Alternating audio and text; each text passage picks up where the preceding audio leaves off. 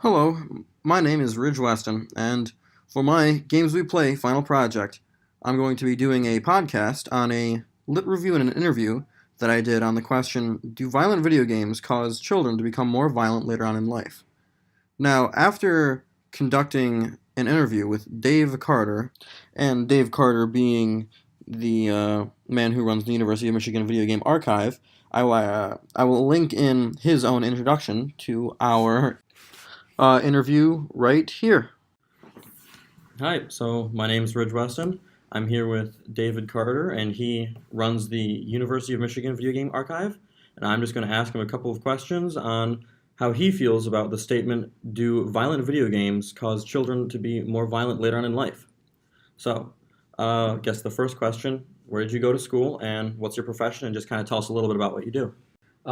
So I did my undergrad here in engineering, and I got my master's here in library science. And Nice. so I'm a librarian here. I'm the video game archivist, the comics librarian, and one of the reference services coordinators for the university library. So back to the podcast, what my plan is to do is look up questions on Google Scholar and look through some scholarly articles and tell you what some scholarly articles have to say about this question. And then I'm going to cut to parts of my interview with Dave Carter, and he's going to tell you his take. And so let's just start off with the first question that I asked Dave Carter. And that was, do you think that kids who play violent video games will become more violent later on in life as a result of those video games? And what evidence or personal experience do you have to support your claim? So, firstly, I'd like to take a look at an article that I found it's the longitudinal effects of violent video games on aggression in Japan and the United States. And I will have a citations page where you can link and see this for yourself. Now, this is very interesting. What it was a longitudinal study to see if violent video games, when played at the beginning of the school year, would make kids in both Japan and the United States more violent than they would have been at the end of the year. Now, also, quick shout out to the University of Michigan. Their archive is massive, and the reason I was able to access this PDF for free was because I was able to use my Michigan account, so that was very, very nice. But yes, so the samples consisted of one of which was 181 Japanese junior high school students ranging from 12 to 15, a second sample of 1,050 students ranging from 13 to 18, and then a third sample consisted of 364 United States 3rd, 4th, and 5th graders ranging from 9 to 12 years old. Now, what these results found was that even after controlling for both gender and previous previous physical aggressiveness, they found the correlation between becoming more violent and playing video games with a p-value of less than 0.01, which basically means that if these results were to come up by chance, it would happen then less than 1% of the time. However, I'm sure that Dave Carter had a different take on it after I interviewed him, because, as he said, the question we're asking is, do kids become more violent as a result, but not necessarily are kids more aggressive as a result. And so while this article right here talks about aggressiveness, we're not too sure about how it affects how it affects people's violence. And so I'm going to cut in this part of the interview and let you hear what he has to say about it. Do you think that kids who play violent video games will become more violent later on in life as a result of those video games? And what evidence and or personal experience do you have to support your claim? Right. So I don't know. Nobody knows. The research on this topic is not good. Okay. There's some research on this topic, but none of which that I've seen that to answer a question like that, which is really what people want to know. Sure. Actually measures that. Mm-hmm. I've seen studies that are more or less sound that say that children who play or people who play violent video games immediately after playing those games are more aggressive, but aggressive is not the same as violent. And there's been no studies showing, no legitimate studies showing that there's any long-term effects on that. That doesn't mean that there isn't long-term effects on that. That just means that nobody has shown one way or the other that there's any sort of long-term effects from playing a violent video game for that. So being the sort of person who likes to follow evidence, all I can say is that there's no proof one way or the other on that. My personal feelings on that are that for most people that would not be a trigger to a long-term violent sort of thing.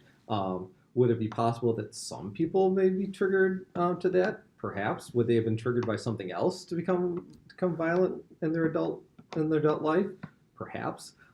These are really, really complex things that are very, very hard to measure. It's not like testing some question in physics. Did it happen or didn't it happen? You're dealing with people and populations and longitudinal studies and all that sort of thing. So just nobody's done the research on it, so you can't really say one way or the other. Which means you got a lot of people going off of anecdotes and other sorts of things and making policy based on gut feelings and perhaps faulty reasoning, as opposed to basing it on evidence and research. I don't know. I don't know, and nobody knows that anybody who tells you otherwise is lying. Okay. Well, lying's too strong a word. Is perhaps misguided. Okay. So I would like to point to one last article dealing with specifically this question right here, and this one actually took place in Germany. And this study wanted to find a correlation between aggressiveness and violent video games and people's behavior based on that, but they did it in a more, I'd say, measurable way. In the study that was done in Japan, people had to rank how aggressive they felt they already were. And so that, puts in a lot of subjectivity. However, this was done, and the one in Germany was done using an fMRI. And what fMRIs do, they're functional magnetic resonance imaging machines, and they track blood flow in your brain. And so if you have more blood flowing to one area than another one, then that part of your brain is more active. Now, in this study, they chose a very, very small group of people. I believe, let me see, it was 11 people, I believe it was. Yes, 11 participants in Germany. When they tracked the when they used the fMRI to track blood flow in the brain, they found that a lot of blood had gone to the amygdala. And the amygdala is involved in a lot of, I guess you could say, emotional responses, and potentially could make you more aggressive if your amygdala is in greater use. And they found that the amygdala is much more active when people are playing violent video games. So whether you want to base your results on what these results have to say on my lit review, or you want to base them on what Dave Carter said, that's up to you. Personally, I would listen to Dave Carter, and the reason is because when he brought up that a lot of people, when they are deciding to do these studies, they already have a predetermined notion of what they think the answer is going to be. So there's a lot of bias already going into that. Now I'm going to link that part of the interview where he talks about specifically that right here. So you indicated that nobody knows what's really going on. So what do you think is the best way moving forward to gathering more information, or do you think it's even necessary to fund projects to figure out if violent video games cause people to be more violent? Essentially, just what's the best thing to do moving forward? Right. So, yes, more research would be good. Sure.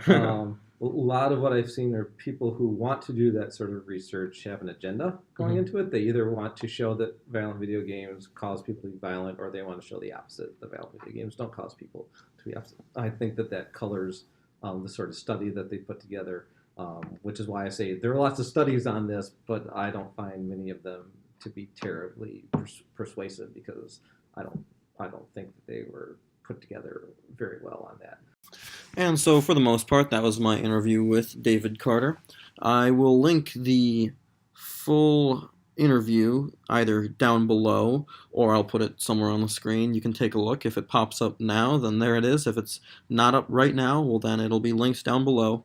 And so that's all it is. If you want to take a look at this for yourself, do a Google Scholar search. What I typed in for my Google Scholar search was violent video games and kids and evidence and United States. Now, of course, the United States part isn't what I ultimately ended up going with, but that's the methods that I used, so I only thought it was good to put them in right here. So thank you for listening, and this has been my Games We Play Final Project podcast.